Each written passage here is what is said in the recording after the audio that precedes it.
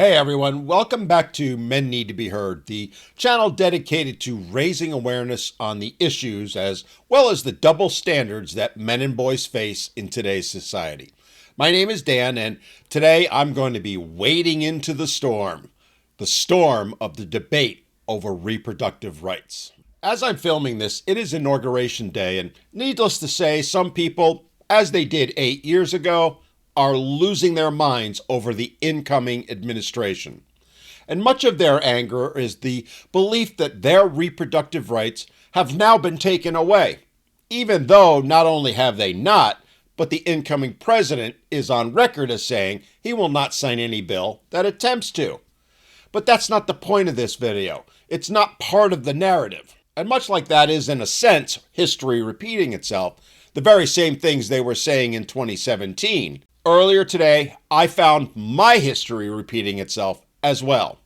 Let me explain, as it will illustrate the real point of this video, which is how the debate over reproductive rights really is one of sexist beliefs, just not in the way it's normally portrayed. And to be clear in this video, I'm not going to be choosing sides, at least not in the way it's normally portrayed. And I'm going to ask that those of you watching the video try to do what for so many will be impossible, which is to set aside your political beliefs, at least in regards to the whole left versus right. And I ask that you open your minds as I point out the inequalities of the discussion, not from a political perspective, but a human one. I'm asking that you set aside any preconceived notions or agendas that you have so that we can have a thoughtful, intelligent conversation on the issue where we can address the inequalities and outright sexism that has defined the debate for so many decades now. Put another way, this is not a referendum on the pro-choice or pro-life debate.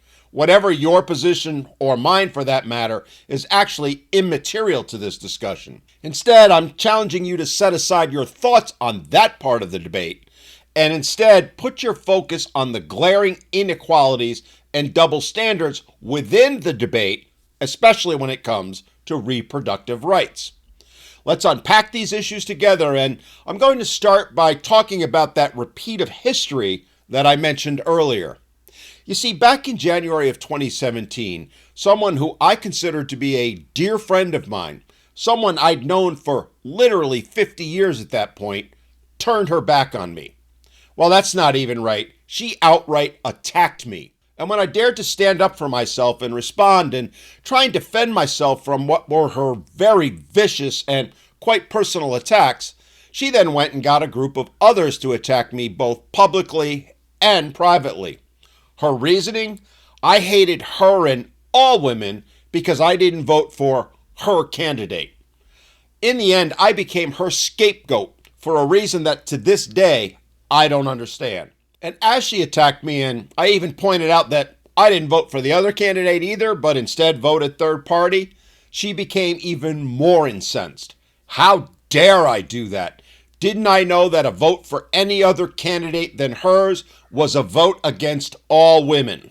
Right then and there, she declared me to be a misogynistic woman hater who sought to oppress women. Well, she didn't actually quite put it that way, but if I used her actual words, well, then this video would rightfully so be taken down as hate speech. And I'm sure that sounds more than a little bit familiar to many of you. In the end, I had to block her and some of our other mutual friends, and end a friendship of 50 years. And I share that only because history is repeating itself today. Earlier today, I had another woman, this time an ex-coworker who I've known for some 20 years, who came at me blaming me for Trump now being president. She's aware of this channel, and in her mind, it's all my fault that President Trump was being sworn into office this morning. In her mind, she now believes that I somehow convinced 75 million other people to vote for Trump and not Harris. I mean, I guess I should be flattered, and maybe I should wish that I had that kind of power, but alas, I don't. Of course, the fact that I never once took a side on who to vote for in the election and called out both candidates for their lack of discussion of even a single men's issue is completely immaterial to her, as well as the fact that To this day, I haven't revealed who I voted for either. In her mind, I'm to blame for all of it. I've become her scapegoat. Now, why does that matter? Why do I even bring that up? Because it's a perfect illustration of the double standards and, to be blunt, out and out misandry of the entire debate, and why we can't have an actual adult conversation about it. But it goes even deeper than that. She even went into the whole "you have 3 daughters" argument, ignoring the fact that I have 3 sons, and of course claimed that I don't love my daughters because, well, I didn't vote to protect my daughter's reproductive freedom, even though she had no idea how I voted. And I replied to her saying, that's an interesting thing to say considering you've never once said anything, let alone done anything, to protect your son's reproductive freedom. Now, I won't get into the rest of the, let's call it, debate that I had with her, but it does give me an opportunity to go into my arguments that I was making to her and why I say the entire debate is an example of the sexist beliefs society has, not against women, but against men. What do I mean? Well, let's start with their most basic of arguments, which is that women should have the right to choose whether or not to become parents. Okay, wherever you stand on it, fair enough. I actually agree and think that is a reasonable statement to make. But then I have to also ask, what about men? Shouldn't men also have the right to choose whether or not they want to be a parent? Because the truth of the matter is, under current law and morality, they don't. Not one bit. And that's where it gets tricky. Because when men enter into the conversation, that choice that they claim so vehemently to be fighting for disappears faster than a bucket full of Twinkies at an Overeaters Anonymous convention. The prevailing argument that they make is that a man forfeits his choice the moment he chooses to have sex. That he should know that having sex with a woman could lead to her becoming pregnant, and thus he needs to take responsibility for making that choice. But I ask, isn't that inherently contradictory? How can we say that about men, yet not apply the very same standard to women? Instead, for women, the understanding is completely different and quite clear. Having sex doesn't automatically mean consenting to parenthood. Thus, in their minds, it's acceptable to argue that men's consent ends at conception, while women's extends well beyond. And take a step to think about what they're really saying when they make that argument. Because the only way to justify this logic is to assume that women are somehow incapable of understanding that sex can lead to pregnancy, which ironically is a deeply misogynistic statement and belief. That argument, at its core, assumes that women don't have the wherewithal to understand that engaging in a sex act with a man could lead to her getting pregnant. In fact, their argument assumes that women don't have the mental and emotional capability to know that that is a possible conclusion, and in fact, shouldn't be held accountable for it because of it. It also assumes that the man, and only the man, has the understanding of how women's bodies work. I mean, come on now. Is there any other way to put it other than to say that their entire argument does nothing more than undermine women's agency and intelligence while holding men to an entirely different standard? Yet it is, at its core, the crux of their entire argument. Now let's talk about another one of their common arguments, the one that they use to get people's emotions stirred up. One of the most emotionally charged aspects of the debate, and in some ways I would argue the most emotionally charged aspect, is when they use rape and incest as arguments for reproductive choice. They fall back to this almost every time, even when the reality is that in most instances, exceptions are made for women who've suffered that terrible trauma, and rightfully so. Curiously, though, they don't want to extend that same caring, concern, or consideration to male victims. Oh no, my friends, quite the opposite. Look, these are undeniably sensitive and serious issues at play here, and I will state I do think that it is fair to have this be part of the conversation. But again, I also think it's fair that part of that conversation includes the double standards that inevitably come into play during it. In virtually every jurisdiction, when a man is sexually assaulted or raped and a child results from that assault, the male victim can, and more often than many want to admit, is legally forced to pay child support to his attacker. Why? Because it's well-established law and jurisprudence. It's considered to be in the best interests of the child. This isn't a hypothetical. There are a plethora of documented cases across the United States where male victims of rape, even boys as young as 12 or 13 years old, have been held financially responsible for children conceived during their attack. Forced to relive their victimhood day after day for decades to come. And yet, where is the outrage? Where is the discussion even? Where are the laws protecting these men?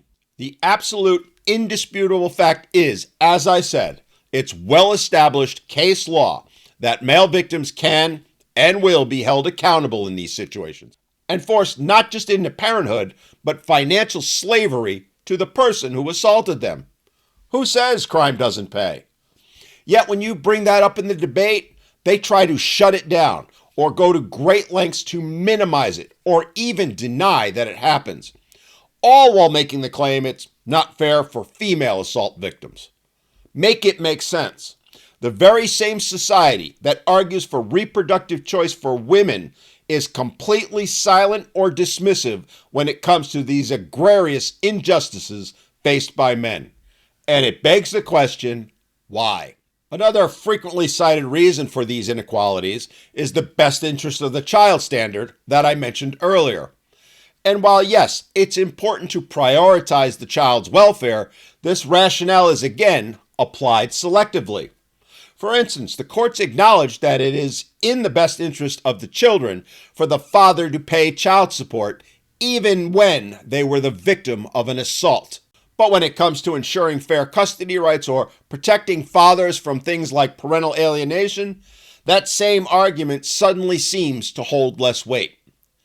This inconsistency speaks volumes about how reproductive and parental rights are applied unequally across the genders, and how in the end the so-called best interest of the child standard is in reality nothing more than a best interest of women standard.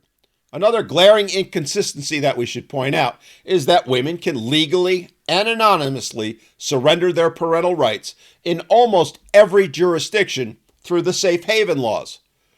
A woman can simply go to a hospital or a firehouse or something similar, hand over their child, and walk away. No questions asked, no accountability at all. These laws allow mothers to relinquish their babies without any legal or financial repercussions. But again, men don't have a comparable option. In fact, it's quite the opposite. There are entire governmental agencies at both the federal and state level, in fact, dedicated to ensuring that men are held responsible and forced under penalty of prison to assume the mantle of parenthood. Once a child is born, these men's parental obligations are locked in, regardless of the circumstances. For women, however, no such accountability exists. Another issue is the lack of discourse around female reproductive autonomy when it comes to cases of deception. Imagine a scenario where a man is led to believe contraception is being used, only to find out later it wasn't.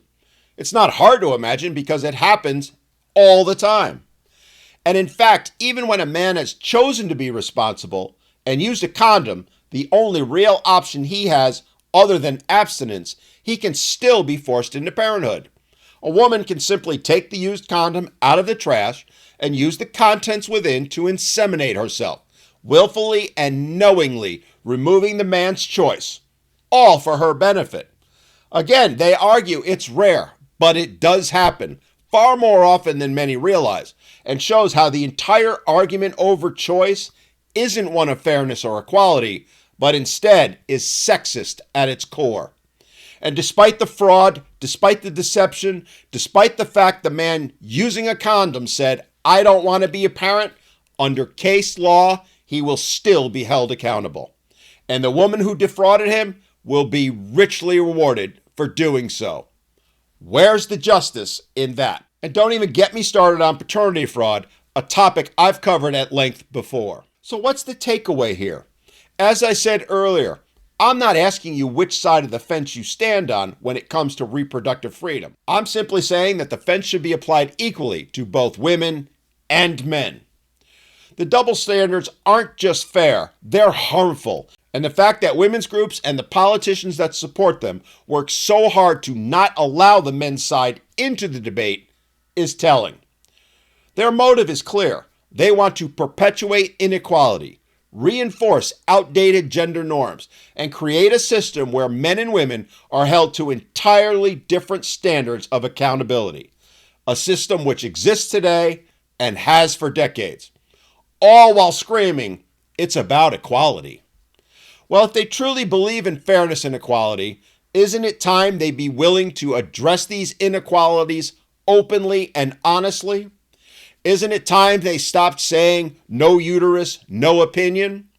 Isn't it time they stopped villainizing men who dare to speak out and simply ask to be heard?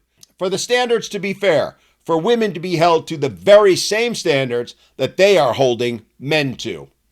Alas, I don't see it happening anytime soon. Remember, as I said to my now former friend, men calling out double standards isn't about taking sides in the pro-choice or pro-life debate. It's about ensuring that all individuals, both men and women, are treated with respect, dignity, and fairness. In the end, it is about equality, something they claim to be fighting for, yet are anything but.